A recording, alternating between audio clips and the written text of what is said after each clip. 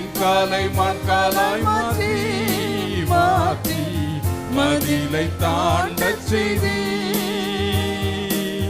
என்னை நீ பலப்படுத்தி இடை கட்டி வழியை செவ்வையாக்கினி. என் காலை மண்காலாய் மாற்றி மாற்றி மதிலை தாண்டச் செய்தி, என்னை நீ பலப்படுத்தி இடை கட்டி வழியை செவ்வையாக்கினி. நீரே என் ஜீவன், நீரே என் சத்தியம், நீரே என் வழியா.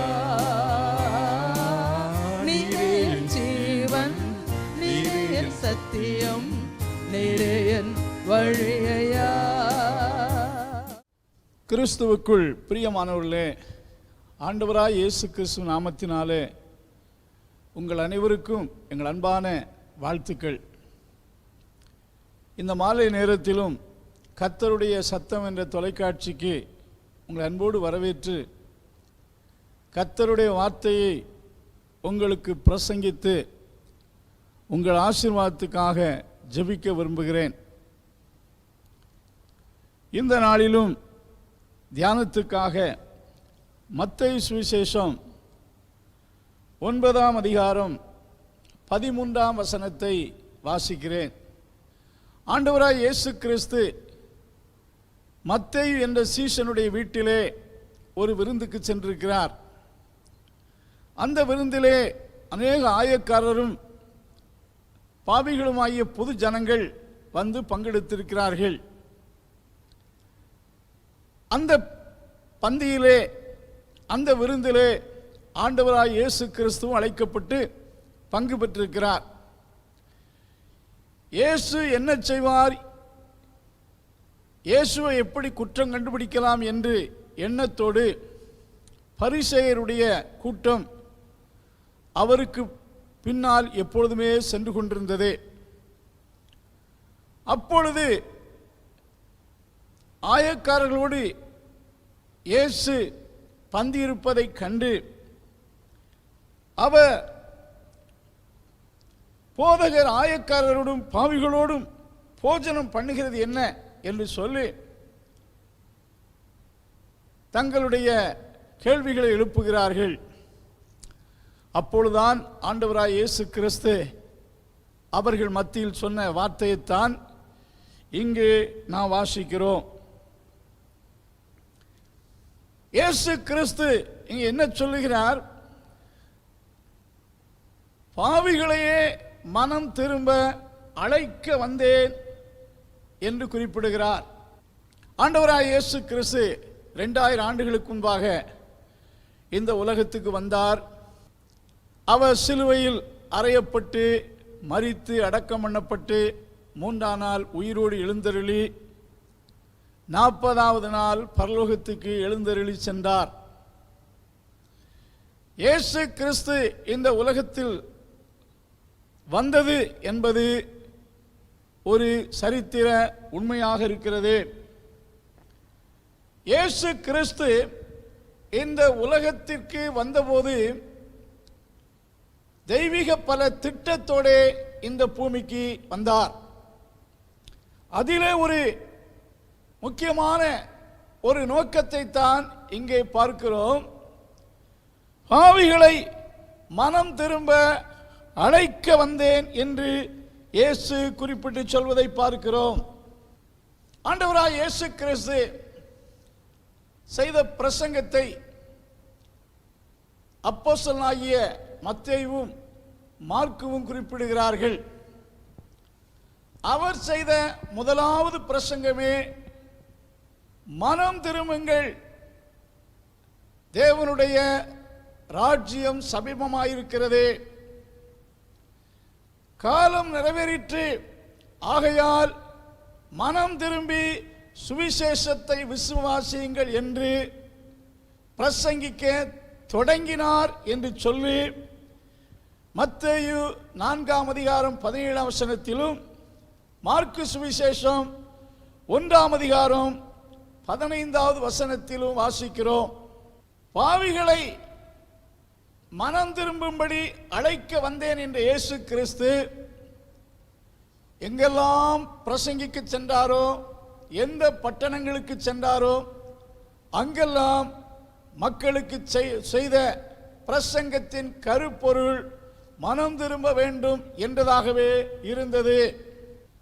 இயேசு கிறிஸ்துவின் மூலமாக மட்டுமல்ல, பழைய ஏற்பாட்டிலே தீர்க்கதரிசிகள் மூலமாகவும் மோசேயின் மூலமாகவும் கர்த்தர் ஜனங்களுக்கு சொன்ன ஒரே ஒரு வார்த்தை, மனம் திரும்பி கர்த்தருடைய சத்தத்துக்கு செவி கொடுங்கள், அப்பொழுது நான் உங்கள் மேல் ஆசீர்வாதத்தை வர்ஷிக்க பண்ணுவேன் என்று சொல்லி, உபாகம புஸ்தகம் 30ஆம் அதிகாரத்திலே 8ஆம் 9ஆம் வசனத்திலே மோசேயின் மூலமாக இஸ்ரவேல் ஜனங்களுக்கு சொல்வதை பார்க்கிறோம்.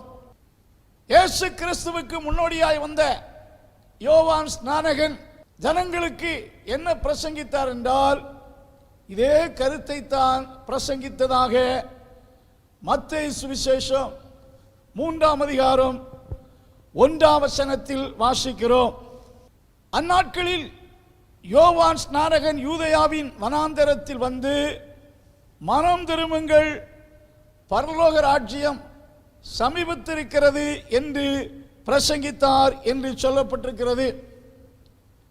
முழு வேதாகமத்திலும் ஆண்டவர் ஜனங்களோடு பழைய ஏற்பாட்டாக இருந்தாலும் சரி, புதிய ஏற்பாட்டில் கிறிஸ்துவின் மூலமாய் யோவான் ஸ்நானகன் மூலமாய் மக்களுக்கு இந்த அழைப்பை கொடுத்தது மட்டுமல்ல, இயேசு கிறிஸ்து உயிர்த்தெழுந்த பின்பு கூட தம் சீசர்களுக்கு என்ன சொன்னார் என்றால்,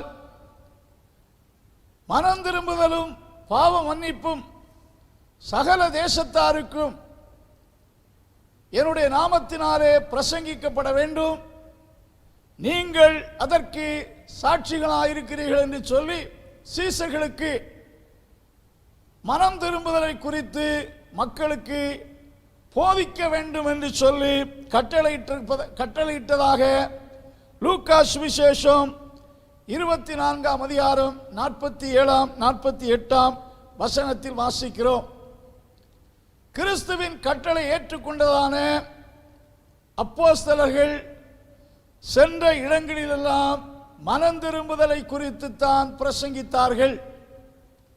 பெந்தேகோஸ்தே நாளிலே அப்போஸ்தலனாகிய பேதுரு 11 சீசர்களோடு எழுந்து நின்று, நீங்கள் மனம் திரும்பி உங்கள் பாவ மன்னிப்புக்கென்று ஞானஸ்நானம் பெறுங்கள் என்று மனம் திரும்புதலின் முக்கியத்துவத்தை ஜனங்களுக்கு போதித்தார்.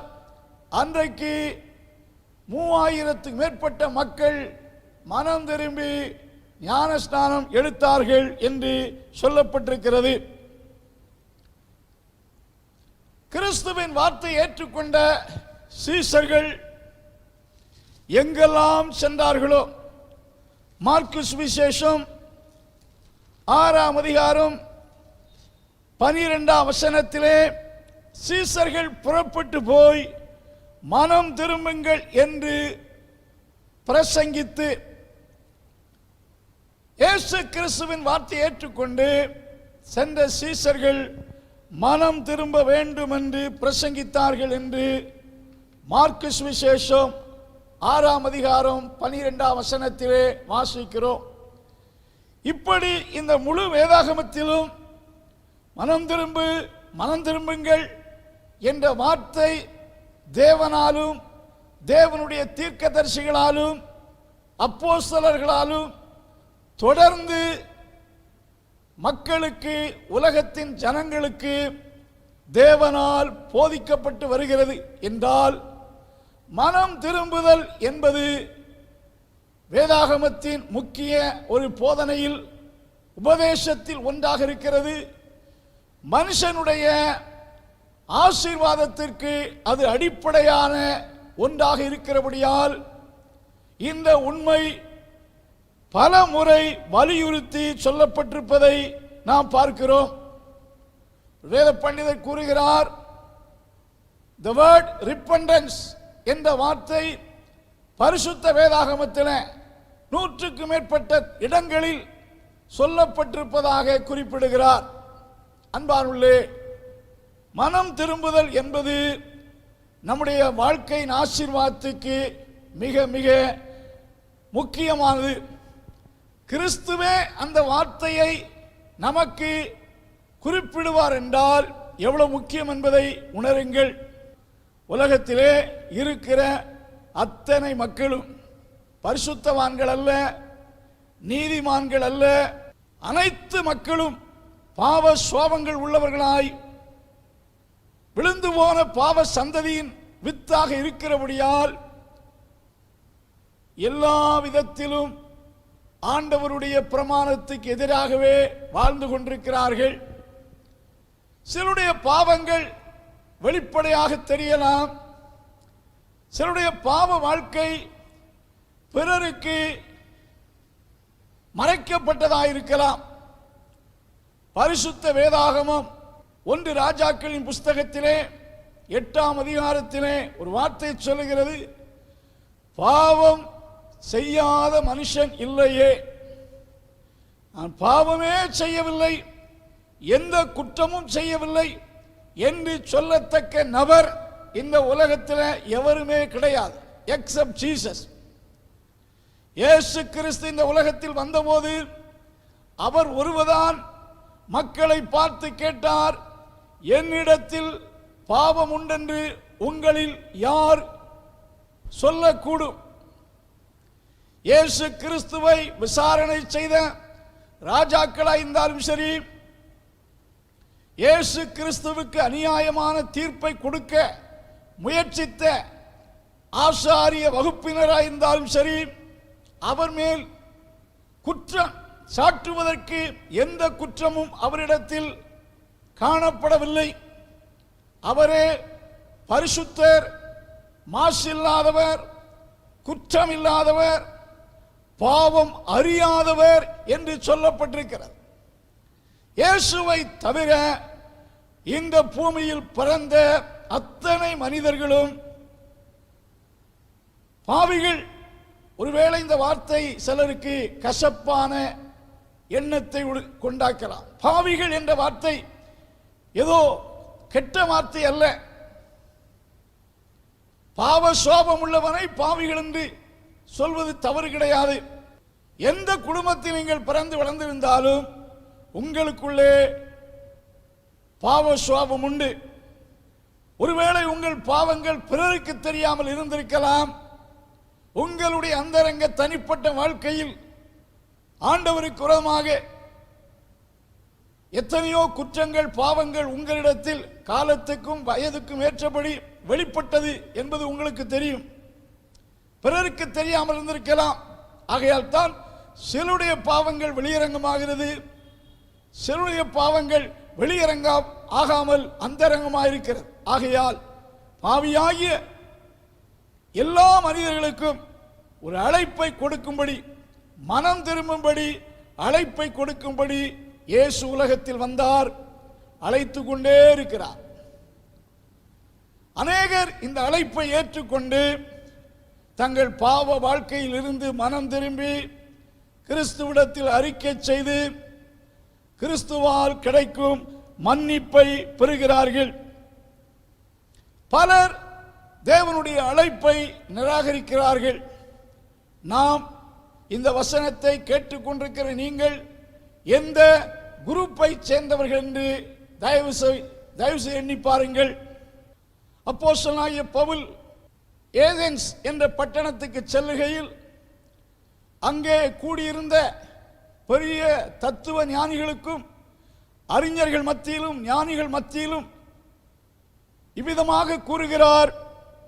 அப்போஸ்தலர் நடவடிக்கையின் புஸ்தகம் 17ஆம் அதிகாரம் 30ஆம் வசனத்திலே, அறியாமை உள்ள காலங்களில் தேவன் காணாதவரை போல் இருந்தார், இப்பொழுதோ மனம் திரும்ப வேண்டும் என்று எங்கும் உள்ள மனுஷருக்கு கட்டளையிடுகிறார். அப்போஸ்தலனாகிய பவுல் இந்த வார்த்தையை மார்ஸ் மேடையில் நின்று முழங்குகிறார். அந்த இடத்திலே நியாயசாஸ்திரிகள், கனத்துக்குரியவர்கள், தேசத்தின் பிரதிநிதிகள், பெரும்பாலான உயர்ந்த நிலையில் இருந்த அநேக மக்கள் அந்த ஆடிட்டோரியத்தில் கூடியிருந்தார்கள். அங்கே பவுல் சொல்லக்கூடிய வார்த்தை பாருங்கள். இப்பொழுது நீங்கள் மட்டுமல்ல, எங்கும் உள்ள மக்களும் மனம் திரும்ப வேண்டும் என்று கட்டளையிடுகிறார் என்று பிரசங்கித்தார். இந்த வார்த்தையை கேட்ட அநேகர் அன்றைக்கு மனம் திரும்பினார்கள். அந்த மார்ஷ் மேடையினுடைய நியாயாதிபதிகளாக இருந்த 2 பேர் கர்த்தரிடத்தில் அன்றைக்கு விசுவாசம் உள்ளவர்களாகி மனம் திரும்பினார்கள் என்று எழுதப்பட்டிருக்கிறது.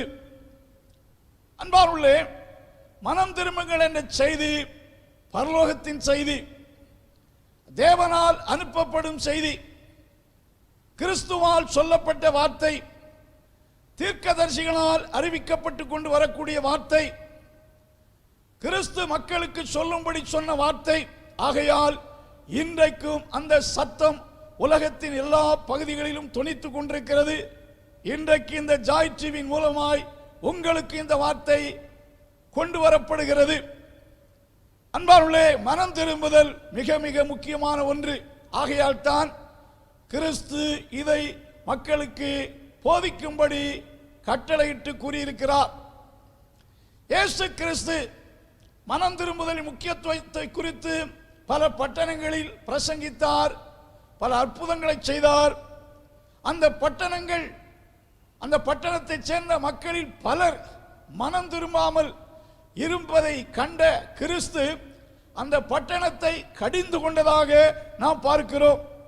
அதை மத்தேயு சுவிசேஷம் 11ஆம் அதிகாரம் 20ஆம் வசனத்தில் 24ஆம் வசனம் வரைக்கும் கோரோசின், பெத்சாயிதா, கப்பர்நகூம் என்று 3 பட்டணங்களை குறிப்பிடுகிறார்.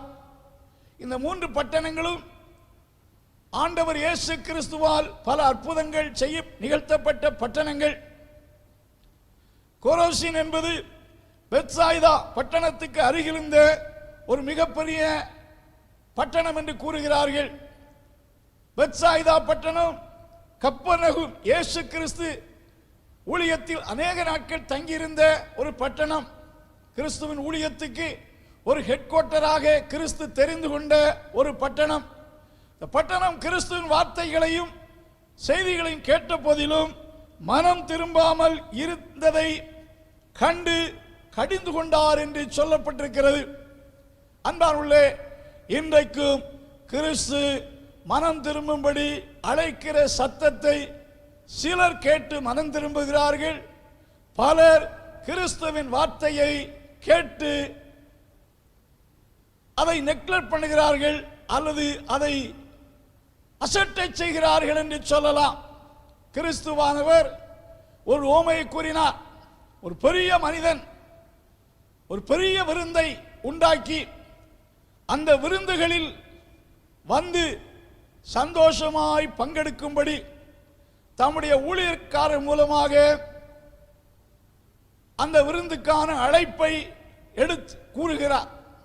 விருந்து ஆயத்தமாயிருக்கிறது, எல்லோரும் வந்து என் விருந்தில் பங்கெடுங்கள் என்று அழைப்பு கொடுக்கப்படுகிறது. அழைக்கப்பட்ட மக்கள் சாக்கு போக்குகளை சொன்னார்கள் என்று சொல்லப்பட்டிருக்கிறது. விருந்துக்கு அழைத்தவர் சாதாரண மனிதன் அல்ல, ஒரு பெரிய மனிதன் என்றும், இன்னொரு சுவிசேஷத்திலே ராஜா தன் குமாரனுடைய திருமணத்துக்கு அழைத்த விருந்து என்றும் சொல்லப்பட்டிருக்கிறது. A great man, அழைத்தது பெரிய மனிதன், ஒரு பெரிய ராஜா விருந்துக்கு அழைத்திருக்கிறார். அழைக்கப்பட்ட அழைப்பில் வந்து பங்கெடுத்து விருந்துக்கு பங்கெடுப்பதற்கு பதிலாக சாக்கு போக்குகளை சொன்னார்கள். ஒருவன் சொன்னான், வயலை கொண்டேன், ஆகையால் நான் அகத்தியமாய் போய் வயலை பார்க்க வேண்டும் என்று சொல்லுகிறான். ஒருவன் சொல்லுகிறான், 10 ஏர் மாடுகளை நான் வாங்கியிருக்கிறேன், அதை பரிசோதித்து பார்க்க வேண்டும் என்று சொல்லுகிறான். ஒருவன் சொல்லுகிறான், இப்பொழுதுதான் எனக்கு திருமணம் ஆயிருக்கிறது, நான் இப்பொழுது அந்த விருந்தில் வந்து பங்கெடுக்க முடியாது என்று சொல்லுகிறார். இவர்கள் சொன்ன சாக்கு போக்குகள் ஒன்றுமே சரியானது கிடையாது. பொதுவாக யூத முறைமையின்படி விருந்துக்கள் மாலை நேரத்தில், ஈவினிங் சமயத்தில் நடக்கும் என்று கூறுகிறார்கள். வயலை பார்க்க போனவன் அந்த குறிப்பிட்ட நேரத்தில் தான் பார்க்க போக வேண்டும் என்று அவசியம் இல்லை. வாங்கின வயல் வேற எங்கேயும் ஓடாது, இருக்கிற இடத்தில் தான் இருக்கும். அவன் ஏற்கனவே டாக்குமெண்ட் எல்லாம் முடித்து விட்டான், அது அவனுடைய சொந்தமாகிவிட்டது. ஆனால் அகத்தியமாய் இதை போய் பார்க்க வேண்டும் என்று சொல்லுகிறான். எவ்வளவு உபாத ஒரு சாக்கு போக்கு பாருங்கள். 10 ஏர் மாடுகளை வாங்கினவன் எல்லாவற்றையும் பரிசோதித்தான் வாங்கியிருப்பான். இப்பொழுது அதை போய் அது அவனுடைய உடைமையாகிவிட்டது. இனி அந்த காளைகள் நன்றாயிருந்தாலும் கெட்டதாயிருந்தாலும் அது அவனுக்கே சொந்தம்.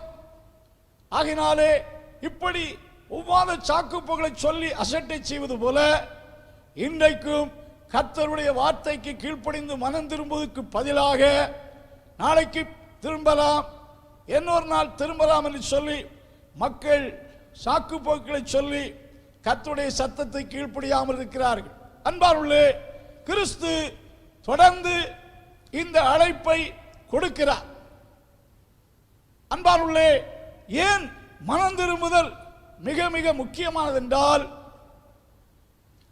மனம் திரும்புகிற மனிதன் செய்த பாவங்கள் தான் மன்னிக்கப்படும். மனம் திரும்புதல் என்றால் ஒரு ரியல் சேஞ்ச் டுவர்ட் அவர் சின். நாம் பாவ சந்தோஷ சிற்றின்பத்தின் நிமித்தம் பல பாவங்களை செய்திருக்கிறோம். அவைகளை குறித்து ஒரு பட்சதாபம், மனதிலே ஒரு ரியல் சேஞ்ச், நமக்குள்ளே அது தவறு குற்றம் என்று உணர்ந்து கர்த்தரிடத்தில் வந்து அதை அறிக்கை செய்வதுதான் உண்மையான மனம் திரும்புதல். கிறிஸ்து மன்னிக்க ஆயத்தமா இருக்கிறார். தேவன் ஒரு மனுஷனுடைய பாவத்தை மன்னிக்க அதிகாரம் உள்ளவர்.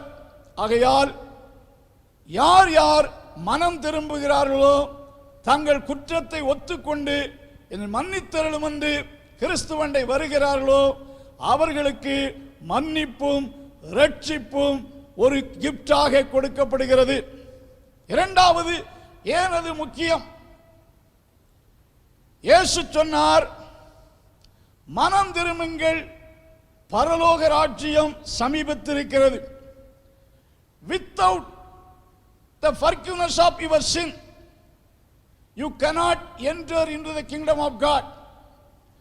கிறிஸ்துவின் ராஜ்யம் ஒன்று இருக்கிறது. அதை பரலோகம் என்று சொல்லலாம், கைலாசம் என்று சொல்லலாம்.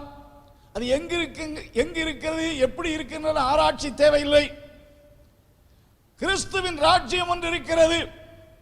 கிறிஸ்து சொன்னார், உங்கள் இருதயம் கலங்காமல் இருப்பதாக என்னிடத்தில் விசுவாசமாயிருங்கள், ஒரு ஸ்தலத்தை உங்களுக்காக ஆயத்தம் பண்ண போகிறேன். எப்படி தேவனுடைய ராஜ்யம் புசிப்பும் குடிப்பும் அல்ல, அது நீதியும் சமாதானமும் சந்தோஷம் நிறைந்ததுமா இருக்கிறது. அதுதான் அழிவில்லாத ராஜ்யம். பணம் இருந்தால் உலகத்தின் எல்லா நாடுகளையும் சுற்றி வந்து விடலாம். ஆனால் பணத்தினாலோ படிப்பினாலோ கிறிஸ்துவின் ராஜ்யமாகிய தேவனுடைய ராஜ்யத்துக்குள் பிரவேசிக்க முடியாது. இயேசு கிறிஸ்து நிக்கோதேமை பார்த்து சொன்னார், ஒருவன் மறுபடியும் பிறவாவிட்டால் தேவனுடைய ராஜ்யத்தை காண மாட்டான் என்று மெய்யாகவே உனக்கு சொல்லுகிறேன் என்று குறிப்பிட்டார். தேவனுடைய ராஜ்யம் ஒன்று இருக்கிறது, பரலோக ராஜ்யம் ஒன்று இருக்கிறது. அதற்குள் நீங்களும் நானும் பிரவேசிக்க வேண்டும் என்றால் நம்முடைய பாவம் மன்னிக்கப்பட வேண்டும். நம்முடைய பாவம் மன்னிக்கப்பட்ட நாளிலே நம்முடைய பெயர் ஜீவ புஸ்தகத்தில் எழுதப்படுகிறது. இயேசுவே அதை எழுதுகிறார். ஒரு தூதன் அல்ல, பூமியிலிருந்து பரலோகத்துக்கு சென்ற ஒரு பரிசுத்தவான் அல்ல, கிறிஸ்துவே மனம் திரும்பி பாவம் மன்னிக்கப்பட்டவர்களின் பெயரை ஜீவ புஸ்தகத்தில் எழுதுகிறார். இந்த ஜீவ புஸ்தகத்தில் யாருடைய பெயர் எழுதப்பட்டதாக காணப்படவில்லையோ அவர்கள் கிறிஸ்துவின் ராஜ்யத்துக்குள் பிரவேசிக்க முடியாது. அபிதமாய் ஜீவ புஸ்தகத்தில் பெயர் எழுதப்பட்டதாக காணப்படாதவன் எவனோ அவன் நித்திய கடலிலே தள்ளப்பட்டான் என்று கர்த்தருடைய வார்த்தை சொல்லுகிறது. ஆகையால் அழிவில்லாத நித்திய ராஜ்யத்துக்குள் பிரவேசிக்க வேண்டும் என்றால் நாம பாவ மன்னிப்பின் நிச்சயத்தை பெற்றிருக்க வேண்டும். பாவம் மன்னிக்கப்பட மனம் திரும்ப வேண்டும். பரலோக ராஜ்யத்துக்குள் பிரவேசிக்க வேண்டும் என்றால் நம்முடைய பாவம் மன்னிக்கப்பட்டிருக்க வேண்டும். மனம் திரும்பாவிட்டால் பரலோக ராஜ்யத்துக்குள் நாம் பிரவேசிக்க முடியாது. ஆகையால் தான் இயேசு கிறிஸ்து மத்தேயு சுவிசேஷம் 18ஆம் அதிகாரம் 3ஆம் வசனத்திலே ஒருவன் மனம் திரும்பி சிறு குழந்தையைப் போல் ஆகாவிட்டால் அவன் தேவனுடைய ராஜ்யத்துக்குள் பிரவேசிக்க மாட்டான் என்று மெய்யாகவே உங்களுக்கு சொல்கிறேன். மனம் திரும்பி சிறு குழந்தையைப் போல் ஆகாவிட்டால், ஆகையால் மனம் திரும்பாமல் பரலோக ராஜ்யத்துக்குள் பிரவேசிக்க முடியாது. மூன்றாவதாக, நாம் மனம் திரும்பும் போது ஆண்டவருடைய ஆசீர்வாதத்தை நாம் பெற்றுக் கொள்கிறோம். உபாகம புஸ்தகத்திலே வாசித்தோம், நீ மனம் திரும்பி கர்த்தருடைய சத்தத்துக்கு செவி கொடுப்பாயானால் உன் தொழிலை ஆசீர்வதிப்பார், உன் பிள்ளைகளை ஆசீர்வதிப்பார், உன் குடும்பத்தை ஆசீர்வதிப்பார் என்று சொல்லப்பட்டிருக்கிறது. கர்த்தருடைய ஆசீர்வாதம் நம்மேல் வர வேண்டும் என்றால், நம் தொழில் மேல் வர வேண்டும் என்றால் நாம் மனம் திரும்ப வேண்டும். இப்படிப்பட்ட ஆசீர்வாதத்தை கொண்டு வருவதற்கு மிக முக்கியமான ஒன்று மனம் திரும்புதல். ஆகையால் நமக்கு கிடைத்திருக்கின்ற இந்த நாளிலே கிறிஸ்துவின் அழைப்பை ஏற்றுக்கொண்டு உங்கள் வாழ்க்கையில் குற்றத்தை உணர்ந்து கர்த்தரிடத்தில் திரும்புங்கள். கர்த்தர் உங்களை ஆசீர்வதிப்பாராக. இந்த வார்த்தையினாலே கர்த்தர் உங்களை ஆசீர்வதிப்பாராக.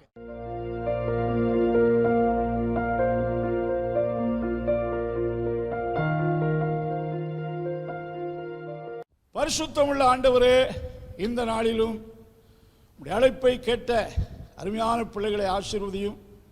பரிசுத்த ஆவியானவர் உடைய பிள்ளைகளுக்கு மனம் திரும்ப உதவி செய்யும். மனதிலே இந்த வார்த்தையினால் கர்த்தர் என்னை மனம் திரும்ப அழைக்கிறார் என்று உண்மையான உணர்வையும் வாஞ்சையும் கொடுத்து மனம் திரும்பத்தக்க இந்த நாளில் உதவி செய்.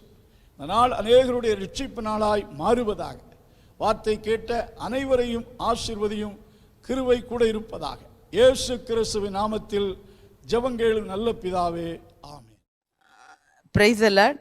தேவனுடைய பரிசுத்த நாமம் மகிமைப்படுவதாக. நப்தலி சண்டே ஸ்கூல் புக்ஸை உங்களிடத்தில் அறிமுகப்படுத்துறதுல ரொம்ப சந்தோஷப்படுறோம். முழு வேதாகமத்தையும் 12 வால்யூமாக பிரிச்சிருக்கிறோம். ஒவ்வொரு வால்யூத்துலேயும் 30 லெசன்ஸ் இருக்கும். அந்த ஒரு புத்தகம் ஒரு குழந்தைக்கு 1 வருஷத்துக்கு போதுமானதாக இருக்கும். இந்த புத்தகத்தில் அந்த வேத பகுதி கொடுத்துருக்கோம், அதனுடைய அந்த பாடத்தினுடைய நோக்கம் கொடுத்துருக்கோம், அதில் மெமரி வர்ஸ் கொடுத்துருக்கோம். நீங்கள் ஜூனியர் சீனியர் கேட்டால சொல்லிக் கொடுக்கறது போல் சில இடத்துல ஸ்பிளிட் பண்ணி கொடுத்துருப்போம் ஜூனியர் சீனியர்னு, சில இடத்துல ஜூனியருக்கு மட்டும் கொடுத்துருப்போம், பெரியவங்களுக்கு முழு வசனத்தை நீங்கள் சொல்லிக் கொடுத்தலாம். கலரிங் பேஜ் இருக்குது, ஏன்னா எல்லா ஏஜ் குரூப்புக்கும் கலர் இஷ்டம் இருக்கிறதுனால கலரிங் பேஜஸ் இருக்குது. அதே போல் question answer, fill ups, match of following, அப்புறம் சூஸ் த கரெக்ட் ஆன்சர், இந்த மாதிரி எல்லா ஆக்டிவிட்டீஸும் ஒவ்வொரு பாடங்களுக்கும் வேறு வேறையாக கொடுத்துருக்கோம்.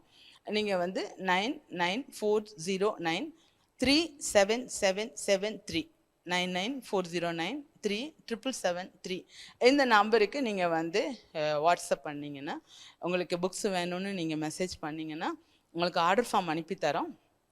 அந்த ஆர்டர் ஃபார்மில் நீங்கள் அனுப்பும்போது உங்களுக்கு அதை நாங்கள் அனுப்பித்தர ஆயத்தமாக இருக்கிறோம். இந்த புத்தகம் ஆங்கிலத்திலும் நம்மிடத்தில் இருக்கிறது. எல்லா விதங்களிலும் இது பிள்ளைகள் கர்த்தருடைய வசனத்தை நன்கு கற்றுக்கொள்ளவும் தேவனுக்காக பயன்படவும் இது கண்டிப்பாக வசதியாக இருக்கும் என்று விசுவாசிக்கிறோம். தொடர்ந்து ஜெபித்துக் கொள்ளுங்கள்.